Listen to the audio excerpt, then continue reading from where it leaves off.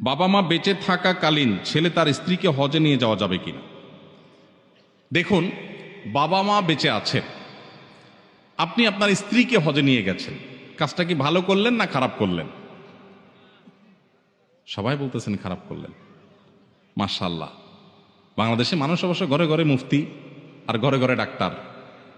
অসুখ হইলেও বুদ্ধি দেওয়ার লোকের অভাব নাই, আর মাসালা তো বলার লোকের কোনো অভাবই নাই। মাশাআল্লাহ।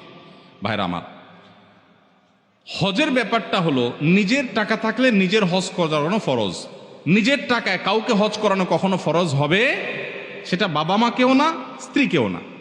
এখন যদি নফল হজ করানোর ব্যাপার আসে, প্রসঙ্গ আসে, অবশ্যই আপনাকে আল্লাহ টাকা দিয়েছেন একজনকে নফল হজ করানোর, তো আপনি কাকে প্রায়োরিটি দিবেন? তার উত্তর হলো অবশ্যই আপনি স্ত্রীর উপরে বাবা মাকে প্রায়োরিটি দিবেন। তাহলে উত্তরটা একটু ক্লিয়ার করে বলতে হবে। আপনার নিজের উপরে যদি হজ ফরজ হয় তাহলে আগে নিজের হজ করতে হবে। আমাদের দেশে বউয়েরই হজ করানো তো বহুত পরের কথা। অনেক ছেলে বাপ মারে হজ করানোর আগে নিজে হজ করলে গ্রামের মানুষ সমালোচনা করে, কত খারাপ ছেলে, বাপ মারে হজ না করে নিজে হজ করছে। এই সমালোচনা কি যৌক্তিক না অযৌক্তিক? কেন অযৌক্তিক? কারণ হজ যার টাকা থাকে তার উপরে ফরজ হয়। ছেলের টাকা হয়েছে ছেলের উপরে ফরজ, বাপ মার টাকা নেই তাদের উপরে ফরজ না। এটা রেসপেক্টের বিষয় না, এটা ফরজ আদায়ের বিষয়, অতএব ফরজ আদায় করতে হবে। কিন্তু ছেলেরাও অনেক সময় নিজে হজ করতে চায় না, বলে যে এত সকাল হজ করে ফেললে আরও তো জীবন বাকি রয়েছে, জোয়ান বয়সে হজ করে ফেললে শুনছি যে হজ করলে আর কোনো আকাম কুকাম করা যায় না, তো এত তাড়াতাড়ি হজ করে ফেললে কেমনে হবে, এখনো তো অনেক কিছু বাকি।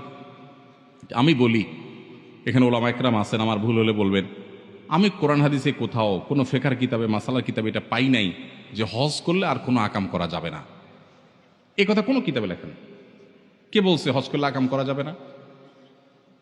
আকাম হজ করলেও করা যাবে না, হজ না করলেও করা যাবে না, ওইটার সাথে হজের কোনো সম্পর্ক নাই। আমাদের দেশ থেকে সব বুড়া মানুষ হজ করতে চায় আর সব হারাহারি করে, এদিকে হারায় ওইদিকে যায়। আপনি ইন্দোনেশিয়ান, মালয়েশিয়ান, অন্যান্য দেশ থেকে সব ইয়াং বয়সে হজ করতে চায়, ওরা হারায় না। আমাদের দেশে সব হারায়। মিনাতে অনেক বছর আগের কথা, মানে 10-12 বছর আগের কথা, এক হাজী সাহেব দেখি যে শুয়ে আছে। তখন এখনকার মতো এত সুশৃঙ্খল ছিল না, পুলিশের এত অ্যাক্টিভিটিস ছিল না। তো আমি মিনার দিকে আসলাম।